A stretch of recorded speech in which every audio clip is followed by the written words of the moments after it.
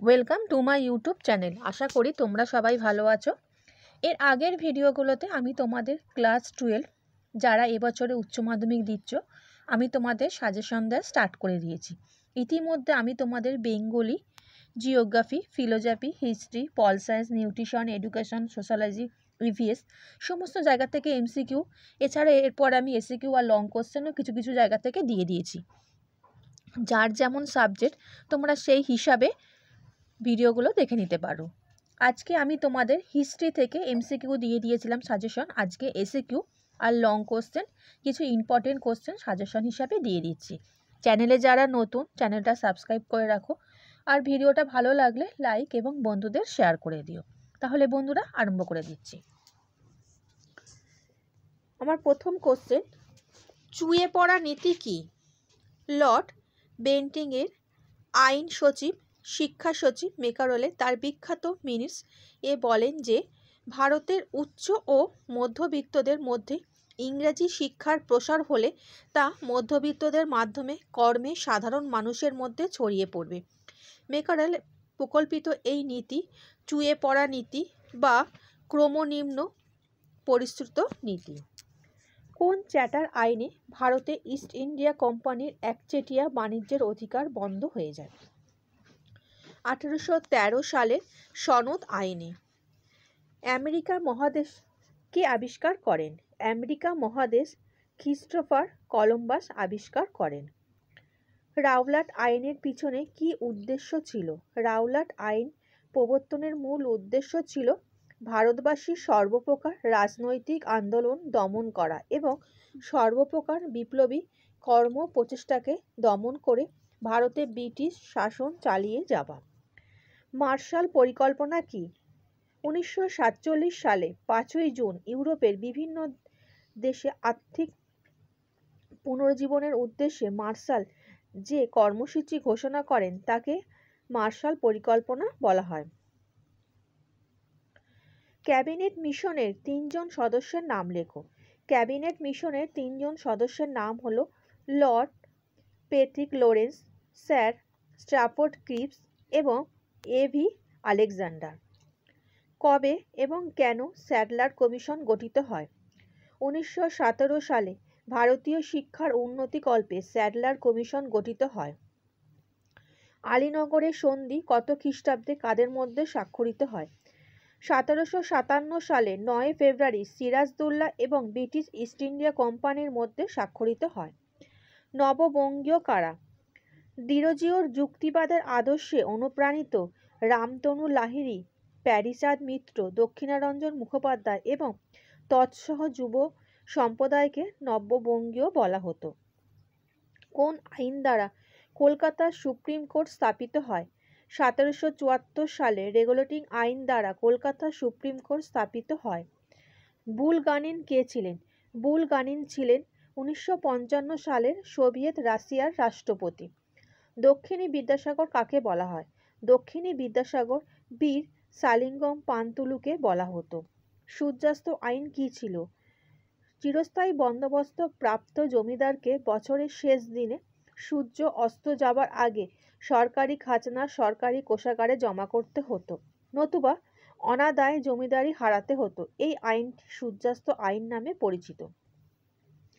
সুভাষচন্দ্র বসু কাকে পূর্ব এশিয়ায় ভারতের স্বাধীনতা আন্দোলনের জনক বলে অভিহিত করেন? সুভাষচন্দ্র বসু রাসবিহারী বসুকে পূর্ব এশিয়ায় ভারতের স্বাধীনতা আন্দোলনের জনক বলে অভিহিত করেন। ভাস্কো ডা গামা ভারতের কোন বন্দরে প্রথম পদার্পণ করেন? ভাস্কো ডা গামা ভারতের কালিকট বন্দরে প্রথম পদার্পণ করেন। কে কবে সাম্প্রদায়িক বাটোয়ারা নীতি ঘোষণা করেন? ব্রিটিশ প্রধানমন্ত্রী র্যামসে ম্যাকডোনাল্ড 1932 খ্রিস্টাব্দে সাম্প্রদায়িক বাটোয়ারা নীতি ঘোষণা করেন।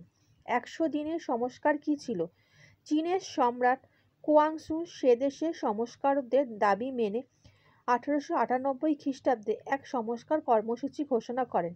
এই সংস্কার কার্য 100 দিন ধরে চলে বলে তা 100 সংস্কার নামে পরিচিত। দস্তক কি? মুঘল সম্রাট ফারুকশিয়ার 1717 খ্রিস্টাব্দে ভারতে ব্রিটিশ ইস্ট ইন্ডিয়া কোম্পানির অনুকূলে এক ফরমান জারি করেন। এই ফরমান অনুসারে কোম্পানি বার্ষিক 3000 টাকার বিনিময়ে বাংলায় বিনা শুল্কে বাণিজ্য ও অন্যান্য কিছু অধিকার পায়। এটি ফারুকশিয়ারে ফরমান বা দস্তক নামে পরিচিত। উত্তমাশা অন্তরীপ সর্বপ্রথম প্রদক্ষিণ কে করেন? উত্তমাশা অন্তরীপ সর্বপ্রথম প্রদক্ষিণ করে বার্থোলোমিও দিয়াজ। বেস্টনী নীতি কি? বেস্টনী নীতি হলো কমিউনিস্ট আগ্রাসনের বিরুদ্ধে আমেরিকার প্রতিরোধ। হোমিও জাহাঙ্গীর ভাবা কে ছিলেন? হোমিও জাহাঙ্গীর ভাবা ছিলেন পরমাণু বিজ্ঞানী। চীনে মুক্তদার নীতি কে প্রবর্তন করেন? আমেরিকার রাষ্ট্র সচিব স্যার জন হে। প্যাট্রিক লুমুম্বা কোন দেশের প্রধানমন্ত্রী ছিলেন? প্যাট্রিক লুমুম্বা কঙ্গো দেশের প্রধানমন্ত্রী ছিলেন। শত দিবসের সংস্কার কি? 1895 সালে চীনের বুদ্ধিজীবীরা চীনের সম্রাটের কাছে ক্যাং ইউওয়ে ও কুয়াংসুর নেতৃত্বে সংস্কারের দাবি জানায় এবং চীন সম্রাট 100 দিন ধরে এই কর্মসূচি পালন করেন।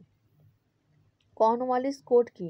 বাংলার গভর্নর জেনারেল লর্ড কর্নওয়ালিস 1793 খ্রিস্টাব্দে স্বচ্ছ প্রশাসন গড়ে তোলার জন্য প্রচলিত আইনগুলিকে সুসংহত করে যে কোড বা বিধিবদ্ধ আইন চালু করেন তাকেই কর্নওয়ালিস কোড বলা হয়। নানকিয়ের সন্ধি কাদের মধ্যে স্বাক্ষরিত হয়? নানকিয়ের সন্ধি চীন ও ইংল্যান্ডের মধ্যে স্বাক্ষরিত হয়। ভারতের প্রথম ব্রিটিশ গভর্নর জেনারেল কে ছিলেন? ভারতের প্রথম British governor general Lord Clive ছিলেন। সিআর ফর্মুলা কি? ভারতের স্বাধীনতা অর্জনের কংগ্রেস ও মুসলিম লীগকে ঐক্যবদ্ধ আন্দোলনে উদ্বুদ্ধ করার জন্য চক্রবর্তী রাজগোপালচারী এক সূত্র রচনা করেছিলেন যা সিআর ফর্মুলা নামে পরিচিত। হিদেকি তেজো কোন দেশের প্রধানমন্ত্রী ছিলেন? হিদেকি তেজো জাপানের প্রধানমন্ত্রী ছিলেন। রাউলাট কমিশনের অপর নাম কি? রাউলাট কমিশনের অপর নাম স্টিডিওশন কমিশন। এরপরে আসছি বন্ধুরা কিছু 8 মার্কসের কিছু অ্যান্সারে কোশ্চেন নিয়ে, যেগুলো তোমাদের বড় লং কোশ্চেনের মধ্যে আছে। সেটা হচ্ছে ভারতে সমাজ সংস্কার হিসাবে রামমোহনের অবদান সম্পর্কে আলোচনা করো। পেশাদারি ইতিহাস বলতে কি বোঝো? অপেশাদারি ইতিহাসের সঙ্গে পেশাদারি ইতিহাসের পার্থক্য কি? রাউলাট আইনের উদ্দেশ্য কি ছিল? গান্ধীজি কেন এর বিরোধিতা করেছিলেন? 1946 খ্রিস্টাব্দে নৌবিদ্ধের কারণ ও তাৎপর্য কি ছিল? ক্যান্টন বাণিজ্যের মুখ্য বৈশিষ্ট্যগুলি কি ছিল? এই বাণিজ্যের অবসান কিভাবে হয়েছিল? সাম্রাজ্যবাদ সম্পর্কে হবসন লেনিনের তত্ত্ব আলোচনা করো। ট্রুমান নীতি ও মার্শাল পরিকল্পনা সংক্ষেপে আলোচনা করো। সুয়েজ সংকটের সংক্ষিপ্ত পরিচয় দাও। হোচিমিনের নেতৃত্বে ভিয়েতনামের মুক্তি যুদ্ধের একটি সংক্ষিপ্ত বিবরণ দাও।